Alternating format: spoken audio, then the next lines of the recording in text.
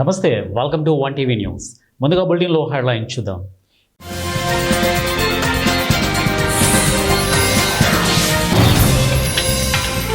ప్రజలకు ప్రయోజనకరంగా ప్రవర్తించండి, ఎంపీలకు లోక్సభ స్పీకర్ ఓం బిర్లా హెచ్చరిక.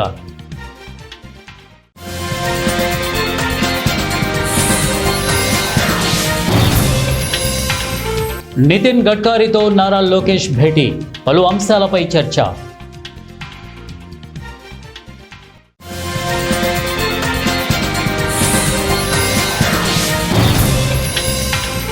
హిమాచల్ ప్రదేశ్లో విరిగిపడిన కొండ చర్యలు, 261 మంది మృతి.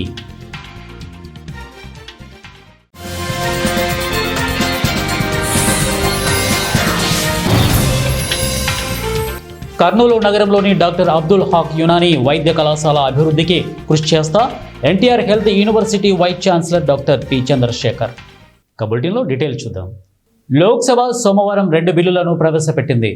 Jan Vishwas bill 2025, institute of management bill 2025. అయితే ఈ సందర్భంగా ప్రతిపక్ష ఎంపీలు లోక్సభలో తీవ్ర గందరగోళం సృష్టించారు. ఒక దశలో నిరసనలు, నినాదాలు మిన్నంటడంతో ఇక సభను మధ్యాహ్నం 2 గంటల వరకు వాయిదా వేయాల్సిన పరిస్థితి ఏర్పడింది. దీంతో లోక్సభ స్పీకర్ ఓం బిర్లా విపక్ష సభ్యుల తీరుపై తీవ్ర ఆగ్రహం వ్యక్తం చేశారు. సభ్యులు నినాదాలు చేస్తూ స్పీకర్ పోడియం వద్దకు దూసుకురావడంపై లోక్సభ స్పీకర్ మండిపడ్డారు.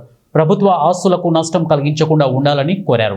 సభను ఉద్దేశించి బిర్లా మాట్లాడుతూ, మీరు నినాదాలు చేస్తున్న ఎనర్జీతో ప్రశ్నలు అడిగితే అది దేశ ప్రజలకు ప్రయోజనకరంగా ఉంటుంది. ప్రభుత్వ ఆస్తులను నాశనం చేయడానికి ప్రజలు మిమ్మల్ని ఇక్కడికి పంపలేదు. ప్రభుత్వ ఆస్తులను నాశనం చేసే అధికారం ఏ సభ్యునికి లేదని నేను మిమ్మల్ని అభ్యర్థిస్తున్నాను, అదే సమయంలో హెచ్చరిస్తున్నాను అని స్పీకర్ అన్నారు.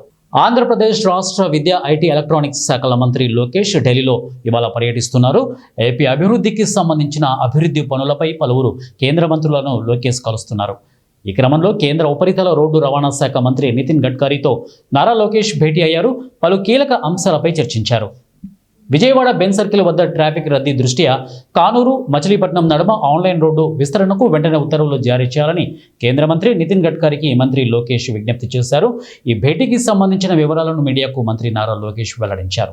ఇప్పటికే సూత్రప్రాయంగా అంగీకారం తెలిపిన కానూరు, మచిలీపట్నం రోడ్డు విస్తరణ ద్వారా విజయవాడలో ట్రాఫిక్ సమస్య పరిష్కారంతో పాటు రాజధాని ప్రాంత అభివృద్ధికి కూడా ఉపకరిస్తుందని తెలిపారు. హైదరాబాద్, అమరావతి మధ్య కనెక్టివిటీలో NH-65 కీలక పాత్ర పోషిస్తుందని ఉద్ఘాటించారు. ఇప్పటికే మంజూరైన హైదరాబాద్ గొల్లపూడి రహదారి విస్తరణ ప్రాజెక్టును అమరావతితో అనుసంధానించేలా అదనపు పోర్టు లింకేజీని DPRలో చేర్చాలని సూచించారు. విజయవాడ నగరంలో ట్రాఫిక్ రద్దీని తగ్గించడానికి తూర్పు బైపాస్ రోడ్డు నిర్మాణానికి సహకారం అందించాలని కోరారు. దేశవ్యాప్తంగా భారీ వర్షాలు కురుస్తున్నాయి. ముఖ్యంగా ఉత్తరాది రాష్ట్రాల్లో కుండపోత వర్షాలు పడుతున్నాయి. కొన్ని చోట్ల క్లౌడ్ బరస్ట్ కూడా విధ్వంసం సృష్టించింది. అయితే హిమాచల్ ప్రదేశ్లోని కులులో భారీ వర్షాలు కురవడంతో ప్రధాన మార్గాలన్నీ కూడా మూతపడుతున్నాయి. కొండ చర్యలు విరిగిపడడంతో 1000కి పైగా విద్యుత్ ట్రాన్స్ఫార్మర్లు దెబ్బతిన్నాయి. రోడ్లు దెబ్బతినడంతో దాదాపుగా 15 పంచాయతీలకు సంబంధాలు తెగిపోయాయి. దీంతో ప్రజలు తీవ్ర ఇబ్బందులు పడుతున్నారు. బజౌరా చెక్పోస్ట్ దగ్గర కూడా భారీగా వాహనాలు నిలిచిపోయాయి. కసోల్, కులు మార్గాన్ని పూర్తిగా మూసివేశారు. హిమాచల్ ప్రదేశ్లో దాదాపుగా 355 రోడ్లు ఇప్పటి వరకు మూతపడ్డాయి. అయితే గత కొన్ని రోజుల నుంచి కురుస్తున్న వర్షాల కారణంగా దాదాపుగా 261 మంది మృతి చెందినట్లు అధికారులు ధృవీకరించారు.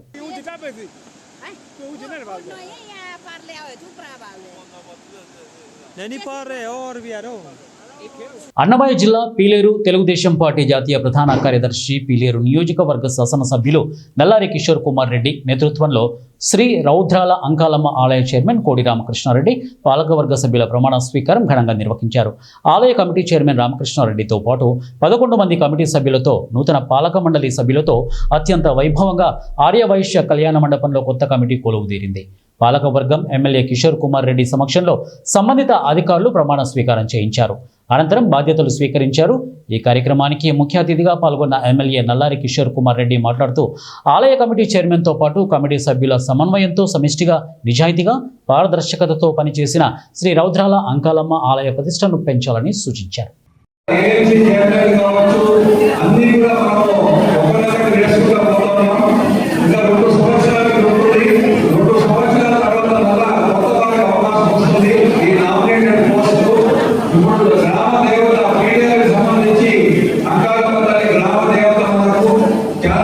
చాలా పెద్ద టెంపుల్ ఇది. దానికి రామకృష్ణ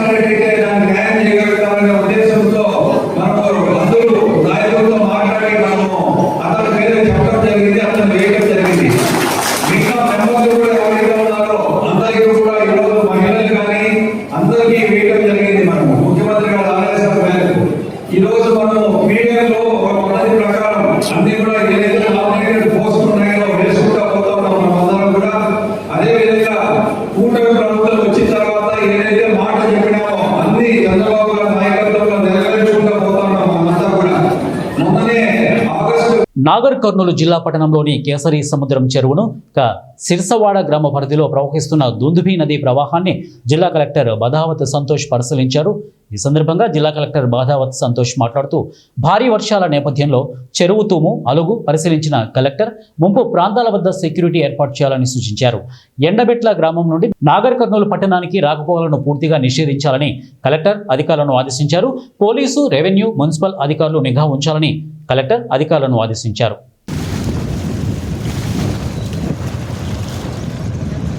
నల్లమల ప్రాంతం అంటేనే ఒక అద్భుతమైన పర్యాటక కేంద్రం. ఆ ప్రాంతంలో అనేక శివాలయాలు, వాటర్ ఫాల్స్ ఉన్నాయి. ఈ ప్రాంతాన్ని ప్రభుత్వం పర్యాటక కేంద్రంగా తీర్చిదిద్ది ప్రపంచానికి నల్లమల ప్రకృతి అందాలను పరిచయం చేస్తూ స్థానికులకు ఉపాధి కల్పించే విధంగా కృషి చేస్తూనే ఉంది. ఈ క్రమంలో ప్రస్తుతం కురుస్తున్న భారీ వర్షాల కారణంగా నాగర్ కర్నూలు జిల్లా అచ్చంపేట మండలం మన్నేవారిపల్లి గ్రామ సమీపంలో ఉన్న SLBC ప్రాజెక్టు వెనక భాగంలో నల్లమలలోని 500 మీటర్ల ఎత్తైన కొండపై అద్భుతమైన మరో జలపాతం ఉన్న విషయాన్ని గ్రామ యువత గుర్తించి మీడియా దృష్టికి తెచ్చారు. ఈ జలపాతాన్ని బైరోని చల్లా పేరుతో పిలుస్తారని స్థానికులు తెలిపారు. ప్రస్తుతం భారీ వర్షాలు కురుస్తున్న నేపథ్యంలో నల్లమల ప్రాంతంలోని ఆమ్రాబాద్, పదరా మండలాలలో కురిసిన వర్షాల కారణంగా ఈ జలపాతం అద్భుతంగా పారుతోందని స్థానికులు తెలుపుతున్నారు. నల్లమల ప్రాంతంలో ఉన్న మరో జలపాతాన్ని ప్రపంచానికి తెలియపరిచేందుకు, పర్యాటక కేంద్రాన్ని అభివృద్ధి పరిచేందుకు అటవీశాఖ అధికారులు కాస్త ఇంట్రెస్ట్ పెట్టి రహదారిని ఏర్పాటు చేస్తే అద్భుత జలపాతం వెలుగులోకి వచ్చే అవకాశం ఉందని పర్యాటక ప్రేమికులు, స్థానికులు అంటున్నారు. Done.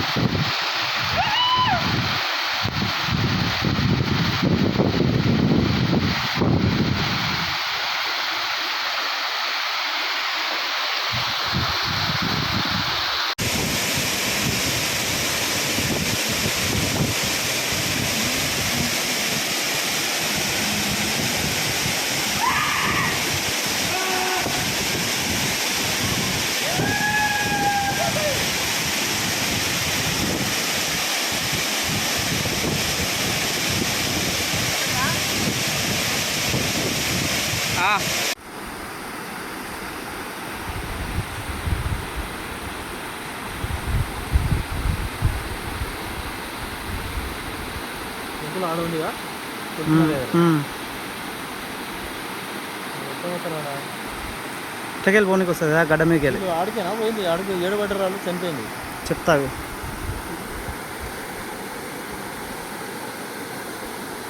కర్నూలు జిల్లా ఎమ్మిగనూరులో మున్సిపల్ అత్యవసర కౌన్సిల్ సమావేశం నిర్వహించారు. సమావేశం రసాభాసగా సాగింది.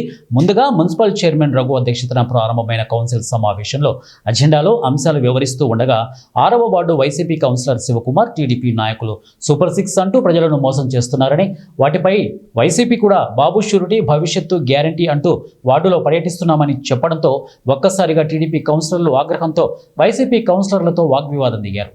వెంటనే వైసీపీ కౌన్సిలర్లు మాట్లాడుతుండగా వారిని అడ్డుకొని వారి దగ్గర నుండి టీడీపీ కౌన్సిలర్లు మైకులు లాక్కునే ప్రయత్నం చేశారు. దీంతో వైసీపీ, టీడీపీ కౌన్సిలర్ల మధ్య తీవ్ర స్థాయిలో వాగ్వివాదం చోటు చేసుకుంది. కనీసం వైసీపీ కౌన్సిలర్లకు మాట్లాడే స్వేచ్ఛ కూడా లేదా అంటూ చైర్మన్ పోడియం ముందు వైసీపీ కౌన్సిలర్లు బైఠాయించి నిరసన తెలిపారు. ఇరువురికి సర్ది చెప్పలేక చైర్మన్ రఘు తీవ్ర ఆగ్రహం వ్యక్తం చేశారు. మరోపక్క మున్సిపల్ చైర్మన్ ఆరోగ్యం బాగలేదు, కౌన్సిలర్లు అందరూ సమన్వయం పాటించాలని 25వ వార్డు కౌన్సిలర్ సరోజమ్మ సమావేశంలో ఆవేదన వ్యక్తం చేసింది.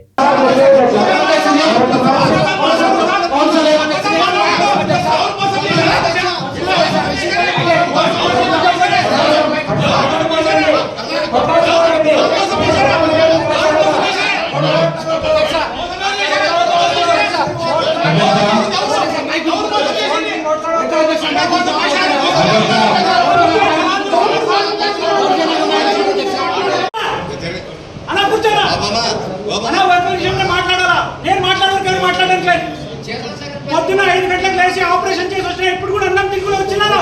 కూర్చో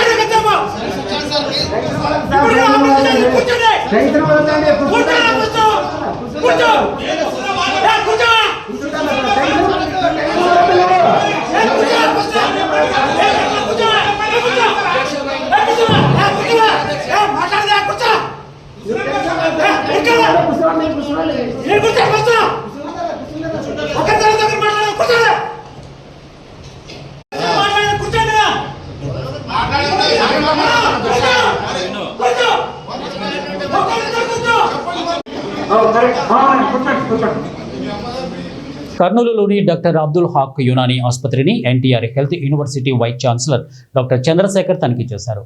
రాష్ట్రంలో ఏకైక యునానీ ఆసుపత్రి కర్నూలులో ఉందని, అలాంటి ఆసుపత్రి అభివృద్ధికి తమ వంతు కృషి చేస్తామని తెలిపారు. ఆసుపత్రిలో 50 మెడికల్ సీట్లు ఉండగా ప్రస్తుతం అన్ని ప్రభుత్వ ఆధ్వర్యంలో భర్తీ చేస్తున్నామని, త్వరలో 25 సీట్లు మేనేజ్మెంట్ కోటాకు ఇచ్చే విధంగా కృషి చేస్తామని తెలిపారు. పీజీ సీట్లు సైతం తీసుకుని వస్తామని డాక్టర్ చంద్రశేఖర్ హామీ ఇచ్చారు. రాష్ట్ర వ్యాప్తంగా మెడికల్ కళాశాలలో రీసెర్చ్ కోసం 10 కోట్ల నిధులు విడుదల చేశామని అన్నారు. ఈ సందర్భంగా యునానీ కళాశాలలోని సమస్యలను principal doctor Habeed, vice chancellor doctor Chandrashekar దృష్టికి తీసుకొని వచ్చారు. I came here to inspect the government Unani College. That is only Unani College, medical college in the entire state. Abdul Haq Sahab as founder of this Unani College, Abdul Haq College. Definitely, we owe him a lot. 1954 start అయింది.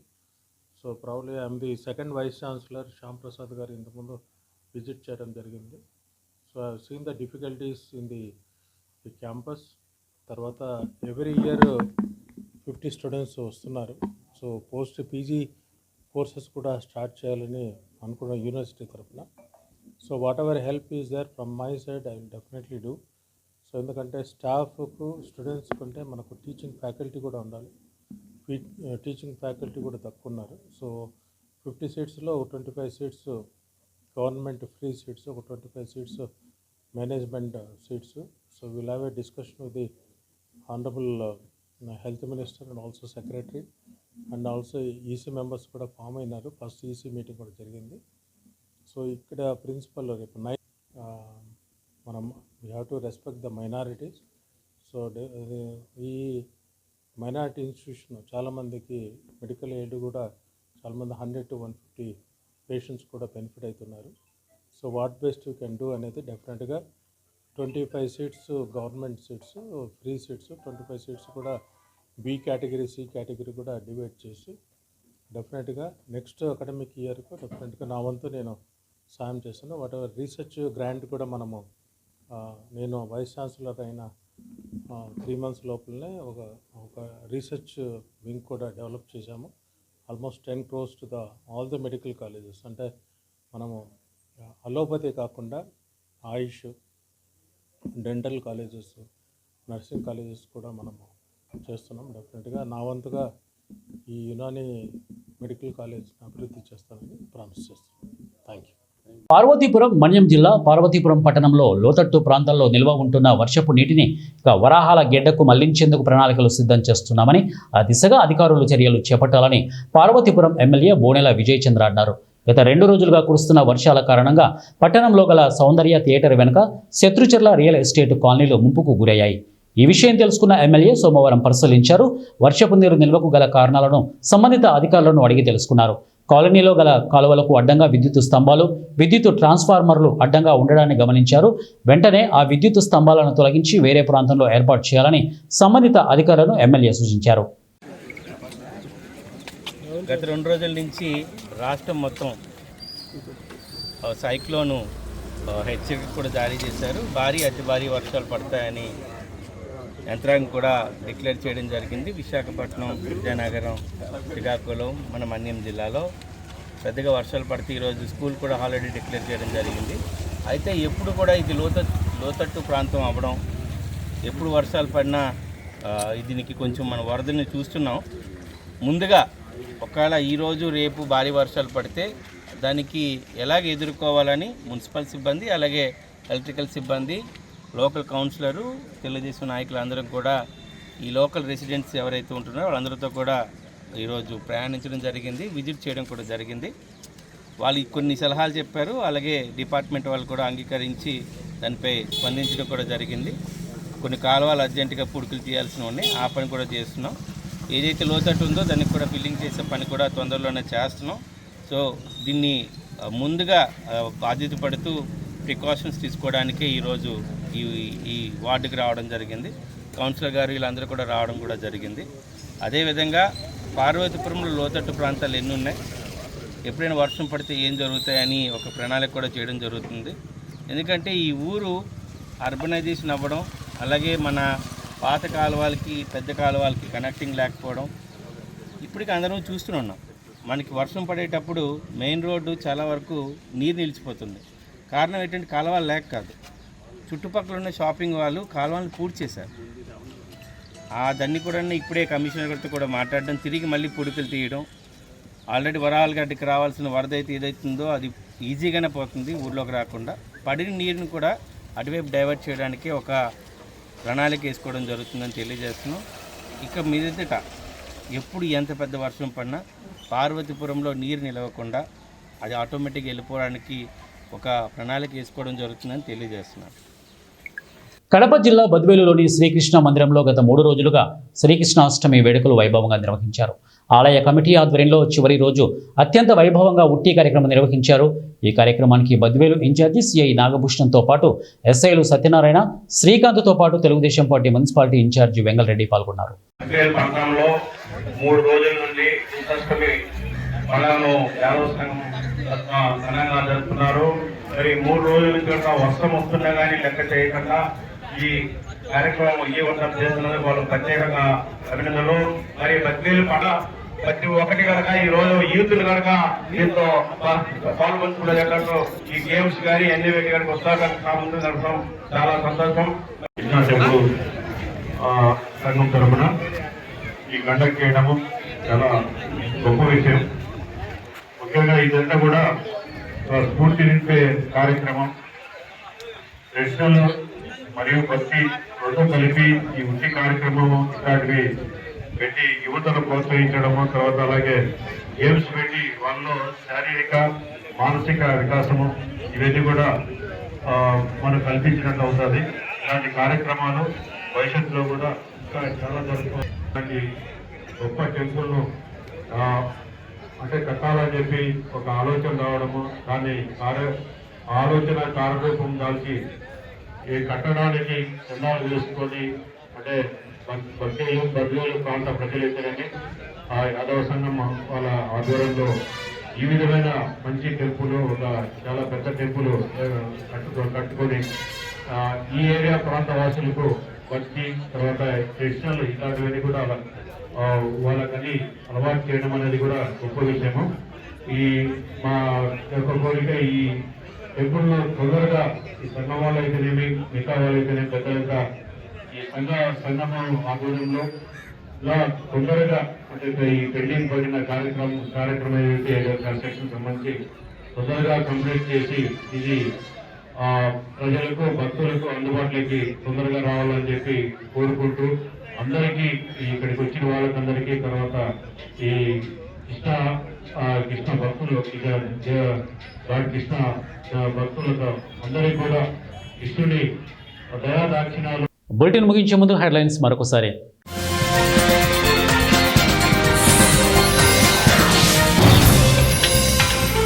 ప్రజలకు ప్రయోజనకరంగా ప్రవర్తించండి, ఎంపీలకు Lok Sabha speaker Om Birla హెచ్చరిక.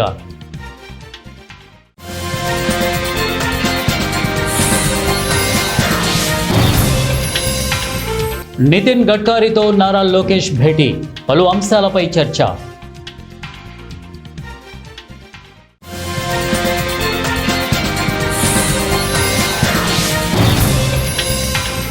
హిమాచల్ ప్రదేశ్లో విరిగిపడిన కొండ చర్యలు, 261 మంది మృతి.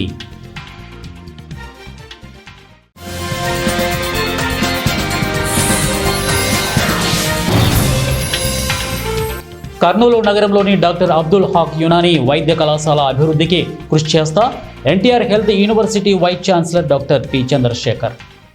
ఇవే బులెటిన్ అప్డేట్స్. నెక్స్ట్ బులెటిన్లో కలుద్దాం. Until then keep watching 1TV news. ప్రతిక్షణం ప్రజల పక్షం.